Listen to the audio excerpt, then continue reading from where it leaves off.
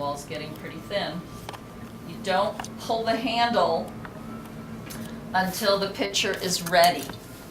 And I started to facet. Oh. Squeezed right to the wall there. I was faceting the walls to give it this sort of more geometric look. Mitchell the other day asked, how did they make square pieces on the wheel? You can paddle it, you can facet it with this cheese slicer. I sliced right through the wall, so I'm patching it with slip. Kool-Aid's gonna leak out there. So simple cheese slicer. Some have a straight wire, this has a wavy wire. You want to sort of plan it so that when you get to the end, is there enough room for 1 or 2 facets? So this one's going to be a pretty wide facet. You can sort of widen the one to the left of it a little, just to even it out. Widen the one to the right of it. I was telling the students earlier that this could be a little trick. Not that you want it to become a crutch, but it could be a little trick for thinning the walls if you have a heavy picture. Do not use it as a crutch. That's why I'm not teaching trimming yet. We will trim bowls, but you can trim cups and pitchers, but Katie, you can certainly do it to make them more graceful. Okay, so I only slice through 1 facet. Is that another one? Whoops. We might have another one. Yes, we do. Wow. And this is where it's thicker. I thought if anything I would slice through the wall up here where it was a lot thinner. But instead, you know, I'm patching it now, but I'm messing up the texture, right? So I've made a hole in 2 spots. Great. All right.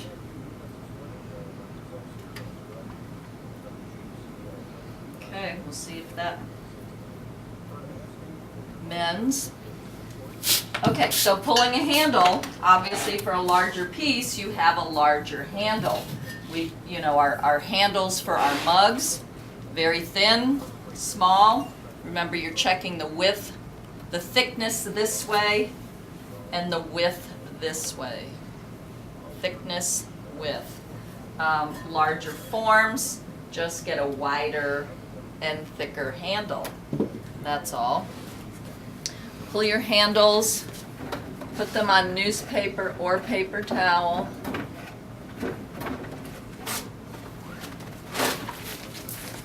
You have a bucket of newspaper under this table. Really, really wedged, aged clay. Okay. Everybody putting their reclaim in the reclaim barrel bucket over there and using it? Is that working out for you? Lots of water. Remember, you're scrunching your thumb and forefinger so that it doesn't become a coil, but it becomes a flat ribbon. And the other side of that flat ribbon will become sharp, so you keep flipping it. Don't let your hand dry out halfway through the pull. Now, always have your piece nearby so that you can test how wide you want it and how thick you want it. Remember to run your 2 knuckles down. Gives it a little bit of a nicer dimension. Width and thickness. Remember to always pull more than what you need.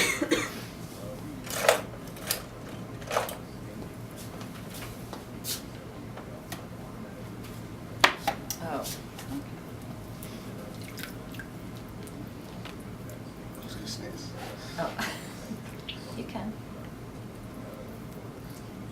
forgot.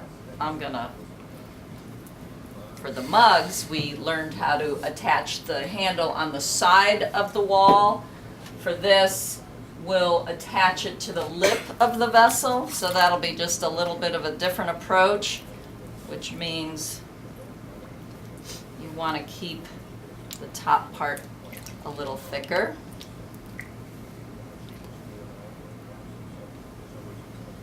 Anybody attach their mugs to the lips? No.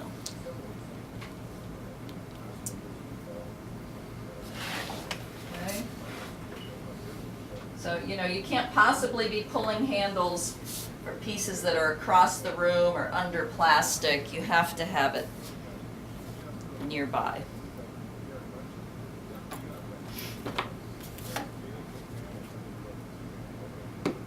Okay, so that's two of them. Then you pull the handles. Depending on the atmosphere in here, when the heat is cranking in here, they'll be ready within an hour. And then while they're setting up is when you can refine the bottom of your vessel. Get rid of that sharp line where you cut it off the bat between that point and where it curves up into the shadow line area that you made with your stick. If it's got a bunch of little pieces of clay on it, make it flat. Remember, these bottoms are going to be sitting on your table. You don't want it to scratch your table. And then at eye level, you can get down and roll that shadow line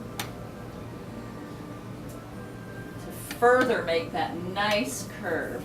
So it not only sets it up off the table, it creates a shadow, it lifts it up off the table visually so it just doesn't sink right down into the table. But also when we begin glazing, as I said, it's going to give us a nice line to know where to wax to, because we're going to wax the part that sits on the kiln shelf so that it does not have any glaze on it. So we'll know where to end the wax and where to start the glaze. So that's going to be really helpful. You probably don't realize that yet, but it's going to be really helpful later on. Sign the bottoms so that we don't have any question as to whose mug is whose. Okay. Then the piece is ready. That's why you pulled the handle. So at this point, you want to get it back under plastic. And got those two holes mending. We'll see how that works. All right, so this dried out really fast. Yes, well, I threw it Tuesday, and it was really wet when I wrapped it up. Then yesterday I had it unwrapped a few hours, and it dried really fast. Okay, all of these scraps go on the reclaim table.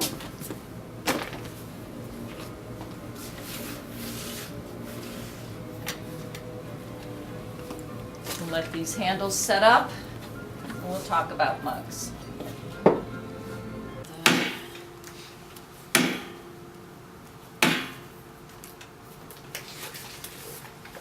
Okay.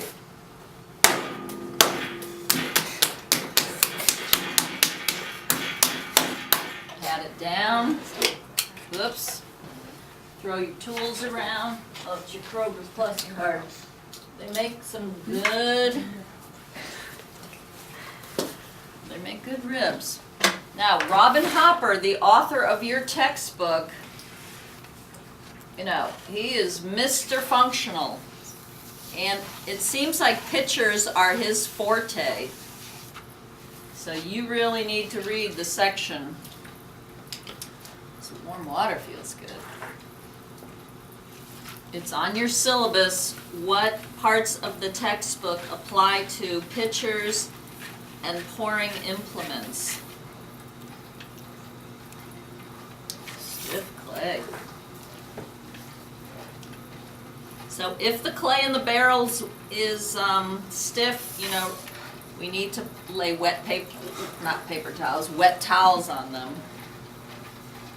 The clay you guys mixed on Tuesday is aging in the kiln room. Is there any way to age the clay faster or no? Yeah, there's a variety of things that people do. Well, we add the old slip. Some people used to add vinegar. We're taping. I don't know if we should get this on tape. But people used to pee in the clay. Yeah, I won't tell that story now because we're taping.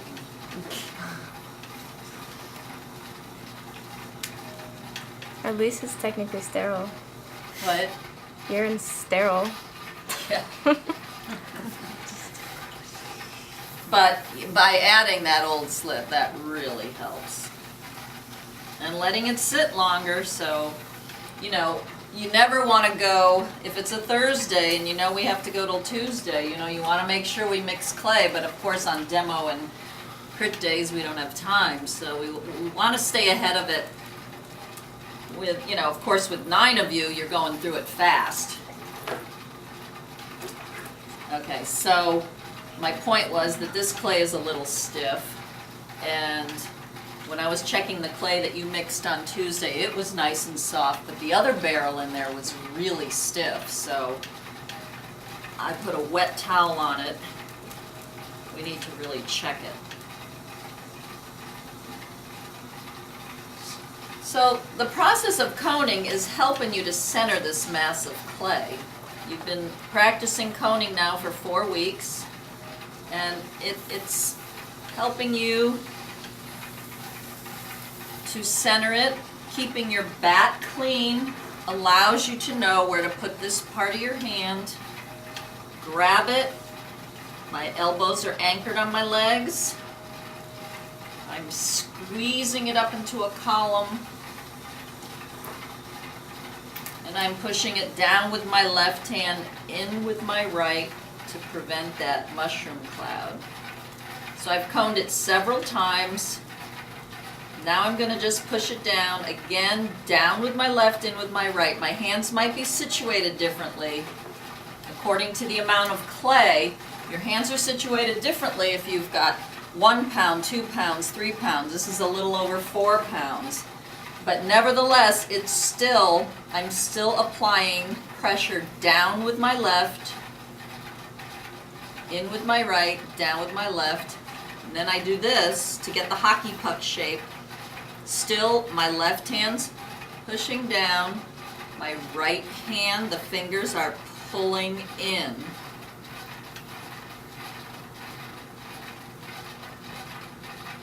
You let go slowly until it's centered. Any questions on coning? Getting the hang of that? You'd be surprised the progress you will make. All right. Find the center, make your little indentation. Obviously, more clay is going to force your hands in a direction you may not want them to go, so anchor up. Scoot your stool up till it hits the wheel so that you know you're close. Elbows anchored. The right hand by itself is not strong enough. Left hand comes in to keep it steady and keep it right on that central axis as you drill straight down.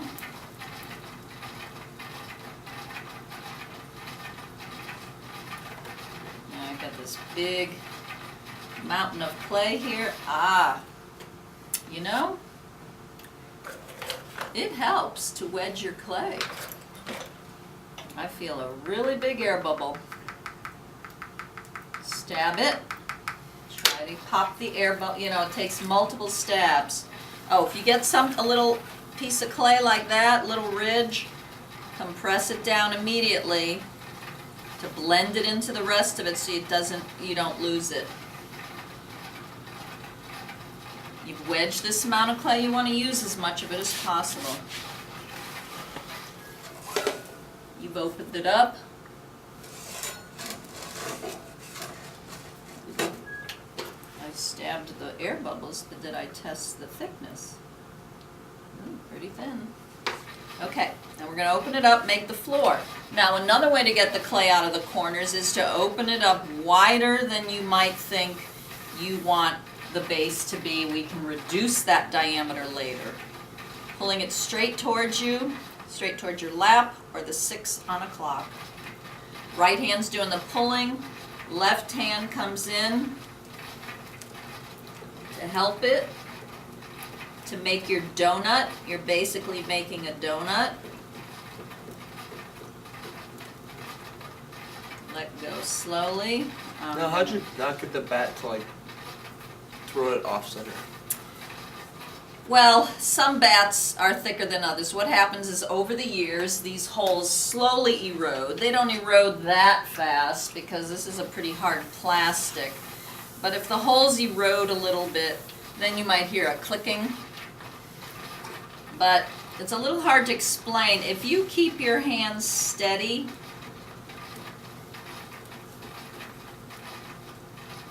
you can counteract that. I mean, did you hear it? I heard some clicking a little bit. But my elbows are anchored. I'm keeping my hands steady. And you can counteract it. Don't give in to it. Now, really helps if you wedge the clay.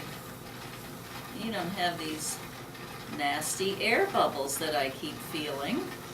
But if you have some air bubbles, pop them with your needle. And then you're going to compress that floor again. We've been working on all of this for 4 weeks now.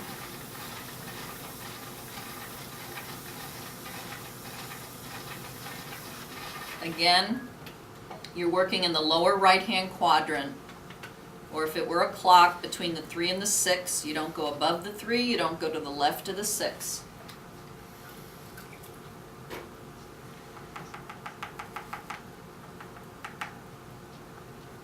Pop your air bubbles.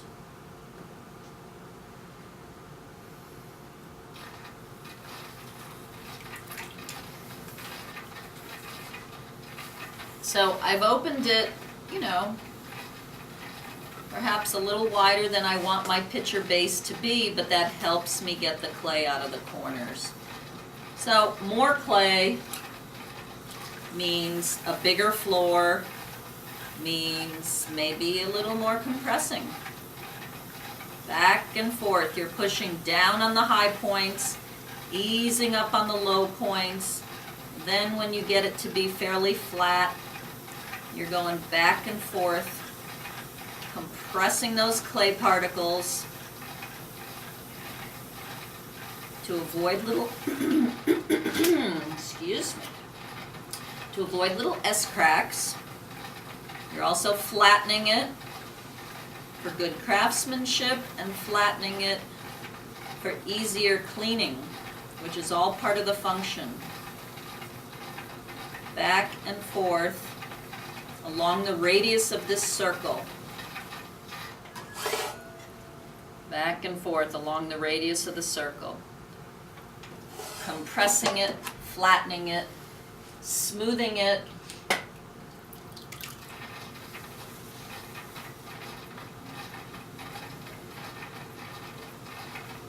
One more.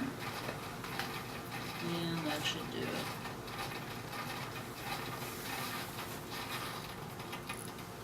Okay.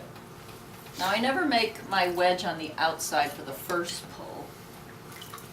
I just sort of, well, any questions to this point? Compress the lip. It's a good idea to compress the lip right from the get-go. Just ask questions as you go. Again, you're working between the 3 and the 6. I have a tendency to work, like at the 4. Notice my elbows anchored in my side. Notice my thumbs are locked to keep my two hands welded together. Wow. Here's my first hint of the day.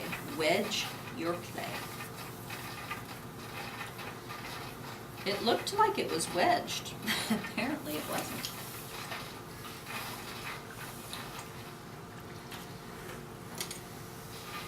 Or maybe it's not an air bubble. It could be a foreign matter. Ah, yes.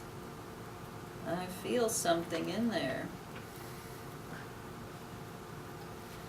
We'll dig it out later. That's what I'm talking about. We've dug out one too many chamois, and that's when I said, enough. Enough of that nonsense. Was that one pull? Okay. Then you make your wedge with your little tool. Get your fingers under there. Now some potters use their knuckles. The video I show you on Tuesday might, I think she's the one that used her knuckle at the beginning. It's all what you get used to.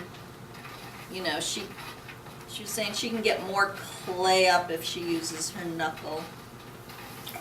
Now this is what I mean about collaring. If you have a tendency to keep going outward and you want to go up, which initially you want to go up, because that's how you thin the walls, then collar it after every pull. No one said you can't collar after every pull. Fingers under that wedge, grab the clay and pull it up. And right before you pull it up, you might dig in a little bit, push in a little bit too. And that is how you reduce the diameter down there. Even though you opened it up wider than you thought you wanted it at the beginning, each time you make a wedge, get your fingers under there to pull up, you push in a little bit before you come up. No. And that decreases the diameter. When I do that, like, it like folds, like I go under and it folds up on itself and then it creates bumps. Maybe you're doing too much at once. It's all gradual. You can't do anything too much at once. Yeah. My top is all out of whack, so just create a stationary circle with your fingers to bring it back on center. Also collaring it in a little bit. So really, rather than a cylinder, we're working with a cone shape, right? If you maybe concentrate on the cone, you'll get the top to go in for you.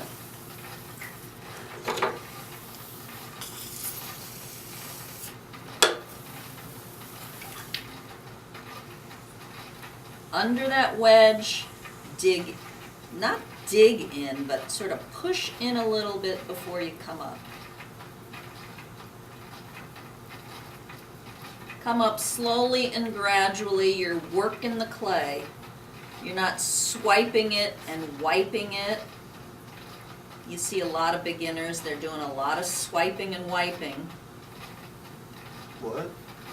Just, they're just sort of like wiping it, swiping it, rather than working it. You gotta work it.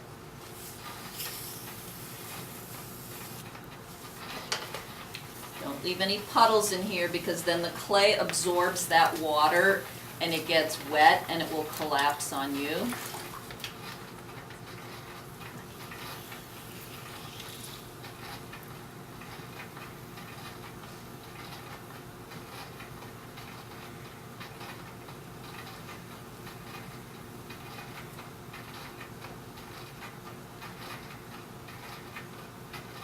I think there's a foreign object in the wall.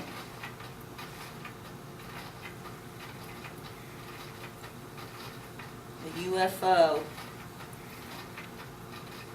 Unidentified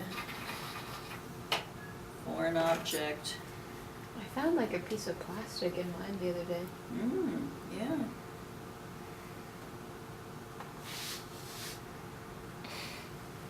Wow. Wasn't that blanket coming apart in there too? Oh, the Yeah. towel. Yeah. I threw that away. Is that, it looked like This that might be too. towel. Oh, never mind. Looks like what? The piece of plastic that I had was, it looked like almost like a tooth on a hairbrush. It was like this long. I don't even know what it was from. Sometimes people think that reclaim table is a trash table. I don't know why they would think that. Look at that. It's not. Alright, well, this is a perfect example of why I stopped using these years ago. But now that they're screwed onto a cork and it floats in your water, there's no chance of losing it anymore. How do you lose the needle in there if it's on a cork? The needles just sort of Oh, the needles just come out. come out, yeah. What if you super glue them to the cork? Hey, there's an idea. Get Anthony doing that, huh? I'll get him on that, because we really do need a fine needle for trimming little lips, little mug lips. What if you hadn't like dug that out and fired it? Would it explode? Wouldn't explode, but it would burn out. Whatever, you know, if it's paper or plastic or fabric, towel, it would burn out and leave a hole in your pod. Yeah. Probably wouldn't explode, just all of a sudden you have a hole in the side of your pod. And you're like, where'd that come from? Is it possible for air bubbles to burn out as well? You know, if it's fired slowly enough, you could maybe get by. The biggest culprit for things blowing up in the kiln is moisture when you fire things too fast. Like at the beginning, end of the semester, especially the other class, they're working really large and we're running out of time, and if it feels like it's dry on the outside but not on the inside or not within the walls, there's moisture, boy, that's a candidate for blowing up. Or, you know, I think we had a teapot last semester that was really thick at the bottom. So it has excess moisture and it blew up. Big chunk blows out because it's so thick. So you really want to get the thickness out of there. Now, do we each get our own shelves? So like, No, you fire by height. So we fire pieces that are all the same height on each shelf to save room. I think we're going to probably learn how to stack a kiln next week, so, well, as soon as your mugs are dry, then we'll stack them in the kiln. No, you fire by height, not by individual. Whoa, person. See, when you talk and you try to throw at the same time, it's really hard.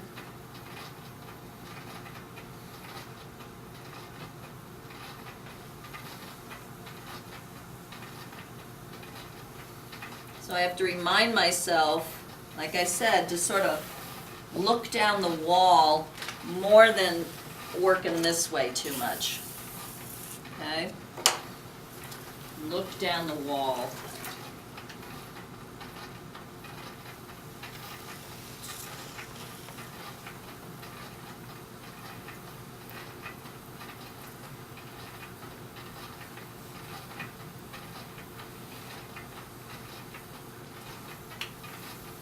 I'm reminding myself again, sit up straight and look down the wall.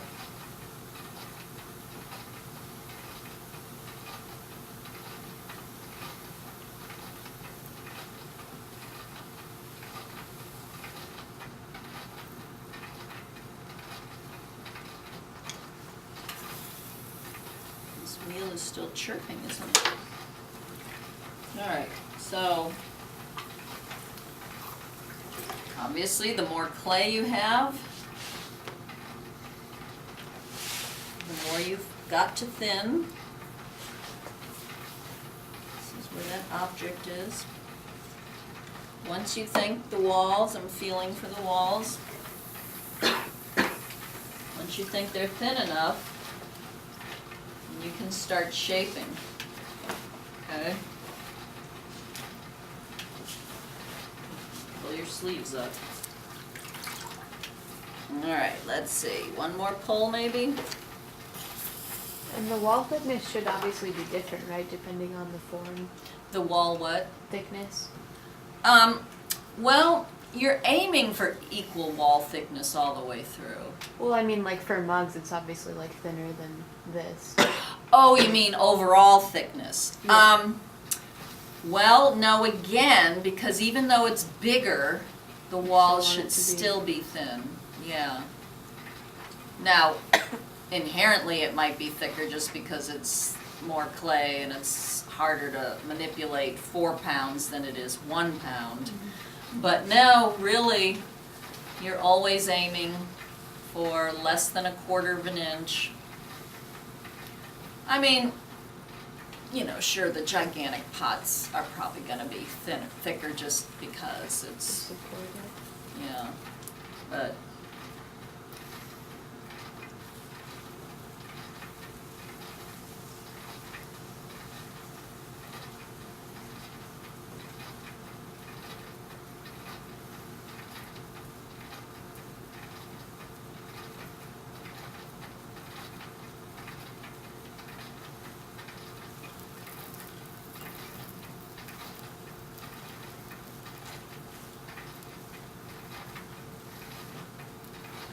Now I was gonna do another pull and try to thin the walls, and all of a sudden, you know, I started thinking about shaping already, and see, I started poofing it out.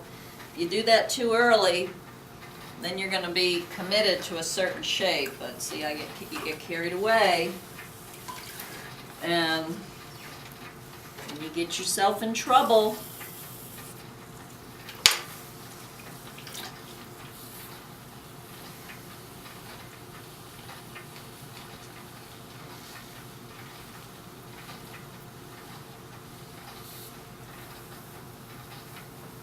Poof it out, you press more with the inside fingers, but your opposite fingers are exactly opposite the inside fingers.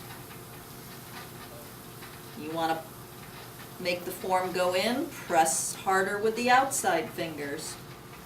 Inside fingers are exactly opposite the wall. So if you're making a straight wall, equal pressure. You want the form to go in, more pressure with the outside fingers. If you want the form to bow out, more pressure with the inside fingers. That's all it is. 3 sentences for shaping. However, always keeping your hands centered. Soak the water out. I just saw this rib sitting in here. There's all kinds of ribs out there, and like I said, potters will make their own ribs, because, you know, all of these are out on the market, so everybody's got the same ribs. But so that's why some potters like to make their own ribs for unique forms. I'll show you what this does, or what it can do.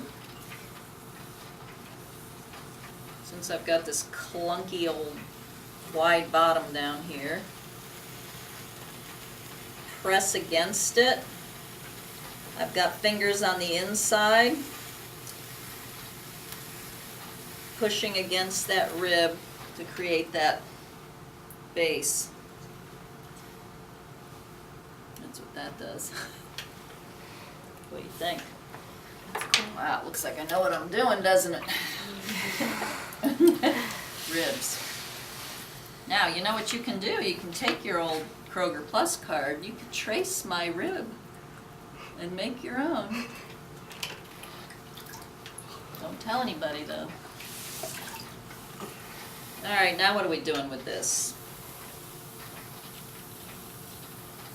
Alright. Does the other picture look like that? Am I repeating myself? No. Notice my arms. They're anchored to my body.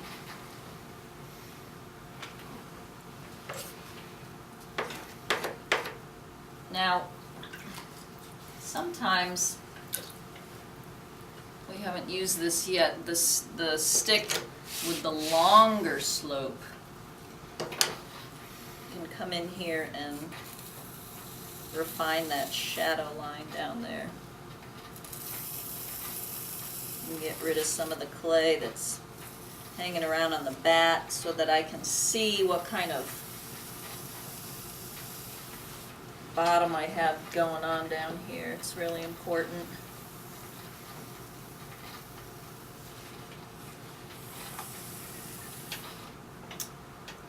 And again, that's why some potters have a mirror. They can sort of look in the mirror to see the silhouette of their piece rather than constantly putting their head down and trying to figure out what it is they're doing. So we've been talking about how graceful bottoms should be, but you know, there's also the issue of stability, which is part of the function. And as potters, that's what we're doing. We're constantly finding a balance between form and function. Beautiful, but you know, functional as well. Now with pitchers, you know, you wouldn't want a tiny, tiny base, although they probably would look really gorgeous. You'll see some out there like that.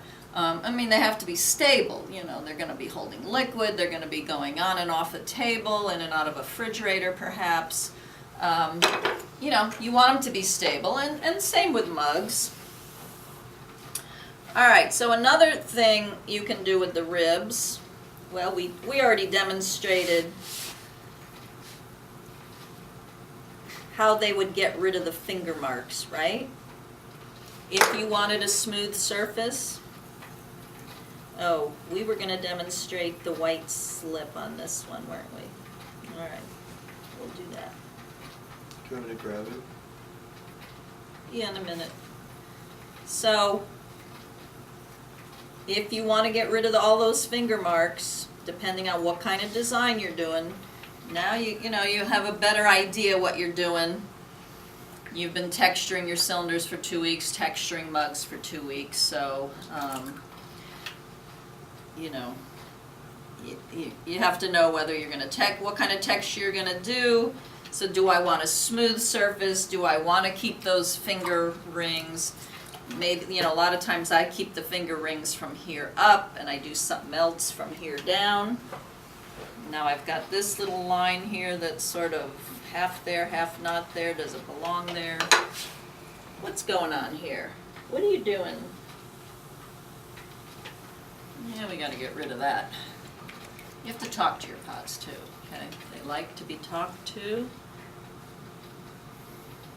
They will tell you what they want to do, what they don't want to do. Oh, you can bank on them telling you what they don't want to do. Right?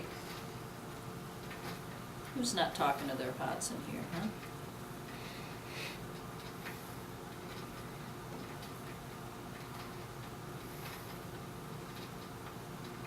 Bend this lip out a little bit. My lip is really uneven. It's going to need some major trimming. I might want to accent this line here a little bit. So I'm just going to dwell on it with the rib a little bit. Just hang out. Get a little definition.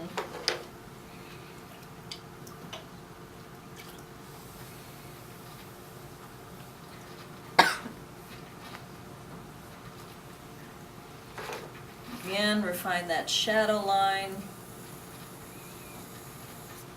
Get these little nasty bits of clay.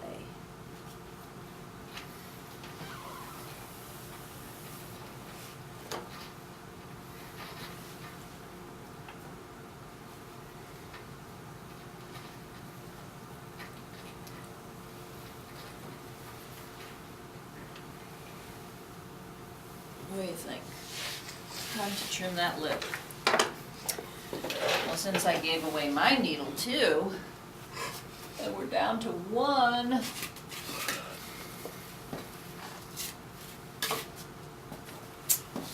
Be on the lookout for a needle and a half. Unless somebody might have this in their toolkit, which would be great. Okay, my lip is really uneven, so I've got to hold this. Anchor it with your index finger of your right hand, thumb of your left hand, elbows in my side. You're going to go below the lowest point. So for these thicker lips like this, I can feel it making this needle bend a little bit. So I could probably get away with, you know, whatever needle you got in your kit might be okay for the pictures. Well, if it's bigger, mine's 4 pounds, so. How many pounds do you want us to use? Well, your goal is to up your poundage. Just get bigger and bigger and bigger. Not that bigger is better, just that that's your goal. And So if you've mastered 1.5 pounds, you know, I wouldn't try to make a picture with less than 2 pounds. Start with 2 pounds. When you've mastered that, 2.5. When you've mastered that, 3. No, how many inches is that? Like, just for like... Height? Yeah.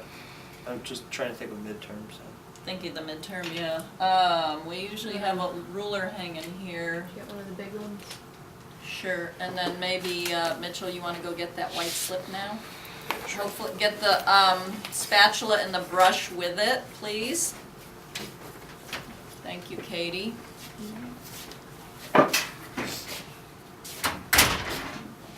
This is 9 inches, Mitchell.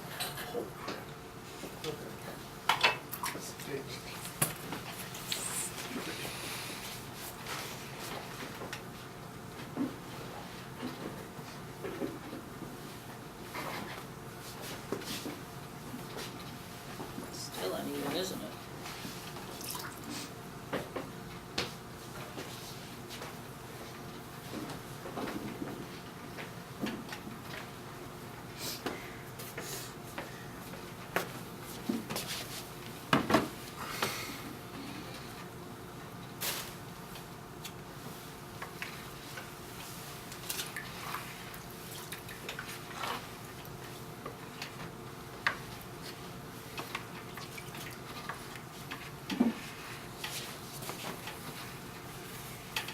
Sort of a bottom-heavy picture.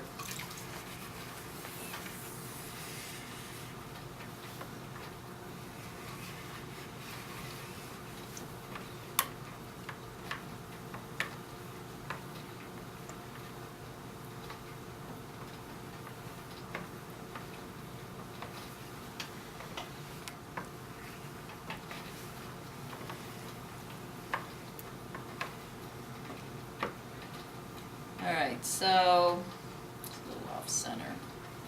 We need to move on though, because we have things to do. Ooh, I don't know though. One more pull. Ooh, look at that.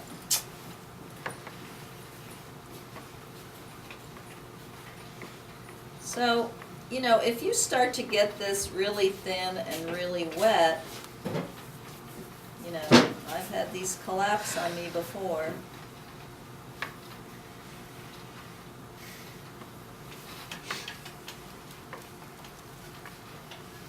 Alright, so we've been rounding the lip on our cylinders, we've been rounding the lip on our mugs. Now, after we trim it, we're going to keep it sharp. And we'll explain that in a minute. Also, the handout that I'm going to give you says that the inner 2 or 3 inches should be pretty smooth. So if you run a rib along the inside 2 or 3 inches, that can help to smooth it as well. I never did dig that foreign object out of there, did I? Well, part of it I did. Okay, how to make the spout. So keep it sharp. Now we're going to keep it sharp. Watch, because it goes fast. You wet your hands. You're going to grab it with your thumb and forefinger of your left hand. Your index finger comes in and makes a little gully like that. Wet your hands. Grab it with the thumb and forefinger of your left hand. Your right hand makes a little, well, it's a spout, called a little gully. Now what I've had happen before is I've got this shoulder now. You know, when we talk about pots having human qualities to it, you know, think about what we call these pots, you know, what we call, this is the lip. This is the shoulder, this is the belly, this is the foot. We give it human names. The parts of the pot have human names. But anyway, the shoulder could collapse if I get it too wet. And sometimes dripping on the shoulder with my wet hands as I'm making this spout has collapsed it before. So what happens is it's so wet right now, is that you do this and it sort of springs back. So I will come back over the period of maybe a half an hour, and I'll keep working on this spout. And don't forget, soak the water out of the bottom. Again, what you're trying to do is you're trying to create a throat through which the liquid is going to travel. You have to channel, thank you, you have to channel that water from the bottom of the pitcher up the side of the wall and out the spout. Right? I'd move the bucket on the other side just because you can't see. Okay, thank you. And here's the other thing, if your piece is really wet and now you're going to add more wet slip, just know that you could make it collapse. The other thing is if I'm going to keep, I mean, I'll demonstrate it, it's fine. If I'm going to keep working on this spout, it's going to drip all over the white slip, but that's okay. Grab it, thumb and forefinger, go down as far as you can with your thumb, or your index finger, and you're making a little gully, you're stretching the clay out. So, you know, you're sort of abusing the lip by stretching it, so you make sure that you have been compressing it the whole time you've been throwing this cylinder. If you compress those clay particles, then it will be able to withstand this abuse, this stretching, okay? Basically what you want to end up with is a ledge here that is eventually parallel to the tabletop, parallel, and the reason why we didn't round the lip is because we want the inner sharp edge of that lip to protrude out this way, protrude beyond the bottom edge of the lip, parallel to the tabletop, and that's going to cut the flow of liquid off when we pour your purple Kool-Aid on a white linen tablecloth and we snap it back, that it doesn't drip. That's how we prevent drips from going down the side of the vessel onto your tablecloth and staining your tablecloth. So that's part of the function of a pitcher, that it does not drip. Unfortunately, we can't test these things to see if they do drip until all the way past the glazing cycle, right? So again, it's so wet that it sort of springs right back. I'm stretching this slowly, eventually going to make it parallel to the tabletop. They have a tendency to look like a duck. Teapots will look like little pigs. Okay, but we're running out of time. We still have to put a handle on the other pitcher. All right, so this is white slip. So we have slip in the reclaim barrel over there, right? That's our reclaimed clay. We call that slip.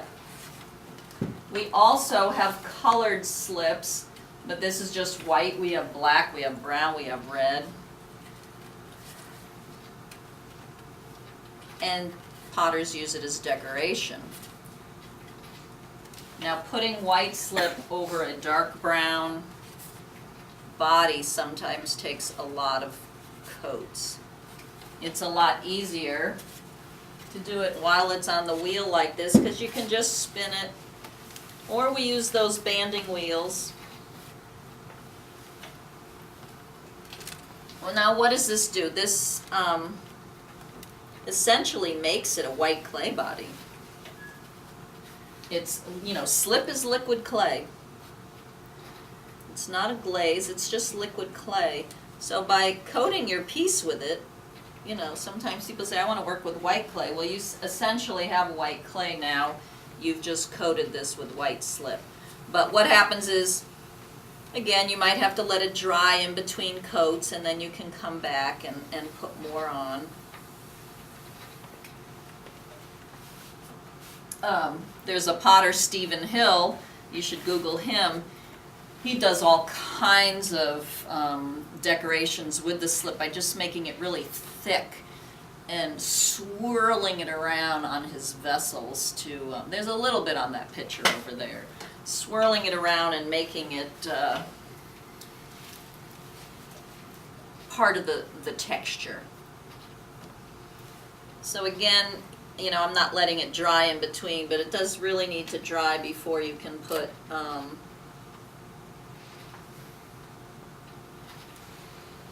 a second or third coat on. Okay, this also makes the piece, you know, you're adding more moisture to the piece, so be careful. Oops.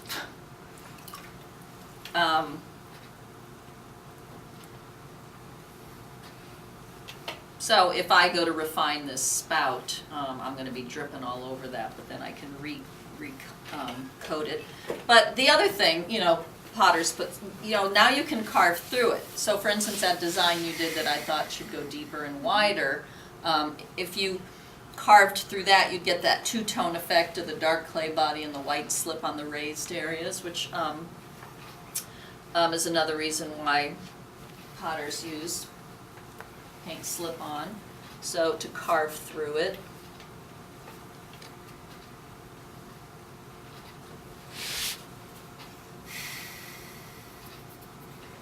Okay, there's all different ways you can decorate your pottery. So, you know, in a 100 level class, there's a lot to learn. We're learning how to throw, we're learning how to decorate. Then we, you know, pretty soon we're going to be learning how to glaze. You're going to understand why you might see the prices that you do on handmade pottery. You know it's labor intensive, but you know nothing more pleasing than a beautiful pot to use in your everyday lives rather than one that's been machine made. Okay, so again, you want this ledge or this, you know, the spout to eventually come out, be parallel to the tabletop,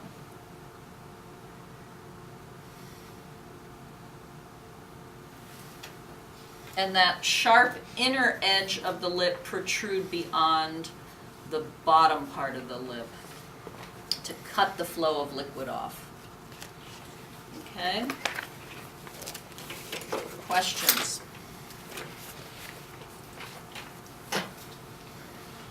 So I'll probably mess around with this spout for a little bit more, and then I'll be putting more coats of the white on before I cut it. Don't forget to cut it off. Now, if I were to carve through that white slip, I would have to wait until I can handle this without marring it. So basically, it should be able to be popped off the wheel. Well, you know, carving needs to be harder, leather hard anyway. So you need to be able to get it off the wheel. You need to be able to hold it and manipulate it without marring. If you're making finger marks in the slip, then it's not dry enough yet. And just like carving your piece without slip, it has to be, you know, a harder consistency to get a clean line. Questions on any of that? Okay. So again, just like when your mugs were ready,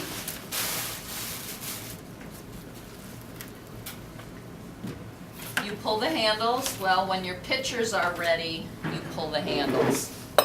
You perfect the bottom of your piece, refine that shadow line, roll it, sign it, and you're ready to put the handle on. Okay, so with the mugs, we attached the handle to the wall, okay, to the side of the vessel. This time, let's, you know, try attaching it to the lip, like as in this one, which means then make sure that you are halfway across that spout.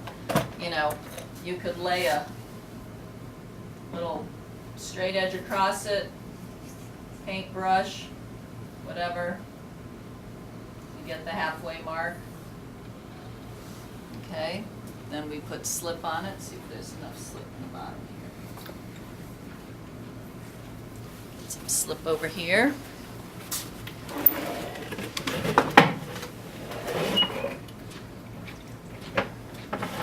Sometimes the slip off the side of the barrel is the perfect consistency.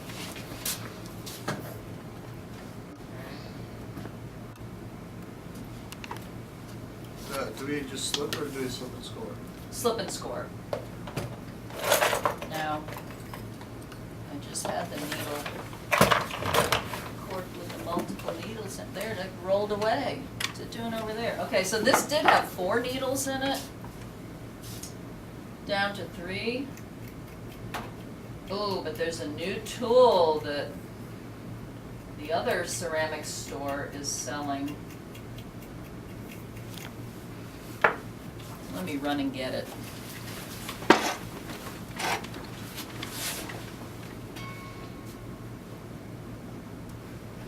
You know, I'm all for making your own tools, but Carly got this the other day at the other ceramic supply store. It's only $3, and it's those 5 needles are anchored in there. They're great for slipping and scoring. So I'm going to score a little bit down the side of this vessel as well, because I'm going to be attaching that handle off the lip. So again, you want it to bend without cracking. If you have 2, it's a little thick on the side, don't like it.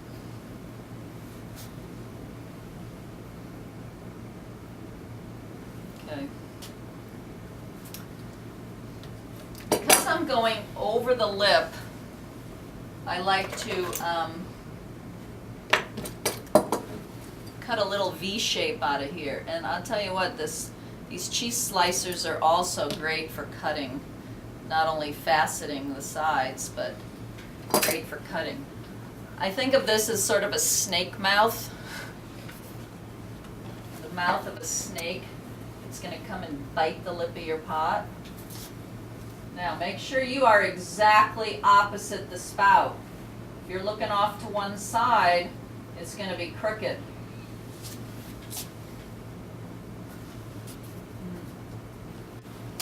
Pretty thick. I am going to make this snake mouth a little deeper.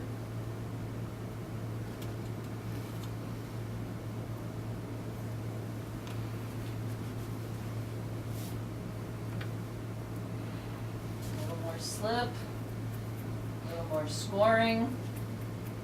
This is a great tool. You don't have to worry about the needles coming out.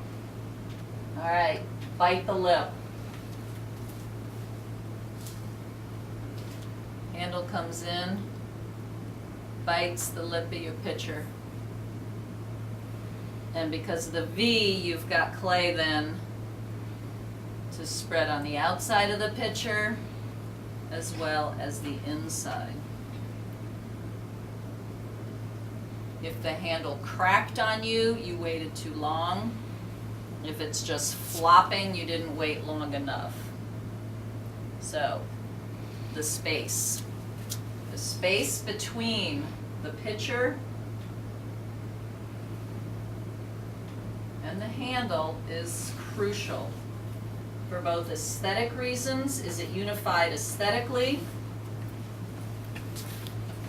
And functionally, is it close enough to the center of gravity for proper balance and leverage? Do read the chapters or the sections in the book. Robin Hopper's a perfectionist. Pictures are one of his favorite forms. Signature forms, I'd say. Well, you know that a picture is on the cover of the book, right? Because you've all been reading it. Do I need to throw a pop quiz? Perhaps a pop quiz will get you to read those chapters.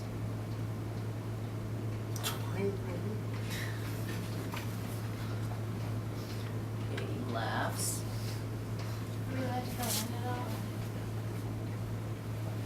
blend that in. Make it look like it's flowing from inside the pitcher out and then back in. Integral part. Put your hand there. Are you too far away? Will you be straining yourself? Serving your guests lemonade. I don't know, what do you think? It's pretty thick this on the silhouette, I don't like it. Pretty thick this way.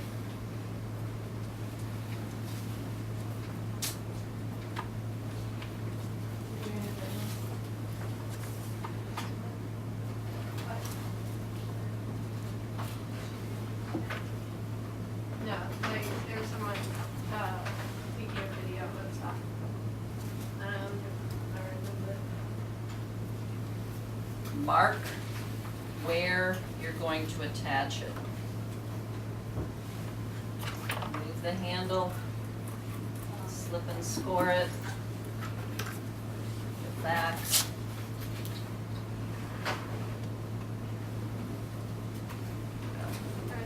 We're gonna have to go with it, aren't we?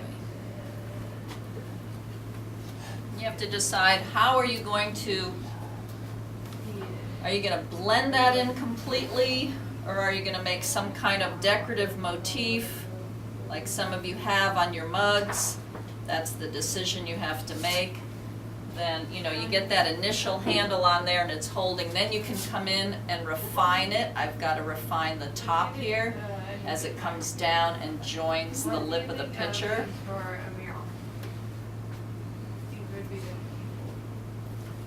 I might take some softer. Two little soft balls of clay.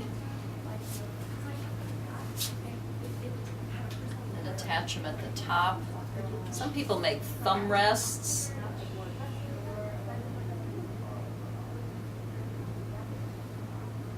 Sort of a modified thumb rest.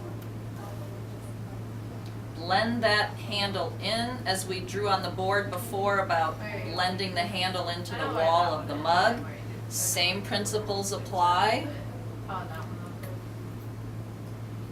Unfortunately, you can have a beautiful pitcher, and if you have one flaw, one messy joint, one little wrong thing, unfortunately your eye is dragged right to the flaw, and it misses all the good points, doesn't it? It's funny how that happens. But blend it in, make it look like it belongs there. It was born with this handle. There's the mustard in the drawing room. You want me to go show you? The point is, as you're doing all this manipulation, to make it look just the opposite. That you have not manipulated it too much. You have not fussed with it too much. You want them to look unlabored, and, you know, that can be difficult. I think it's a little too thick on the side silhouette. The width of it is good. I think it's a little too thick visually from the side. Not real happy with that. I have to decide what I'm going to do here. Should I copy what's going on at the top? Should I blend it in? Anybody have any ideas? I wouldn't blend it because of the design.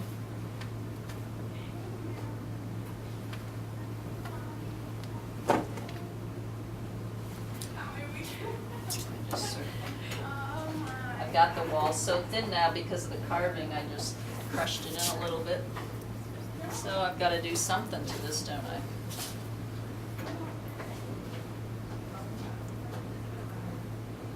Alright, so we'll look at some slides and a quick little video on Tuesday. Let me give you your handout for this assignment.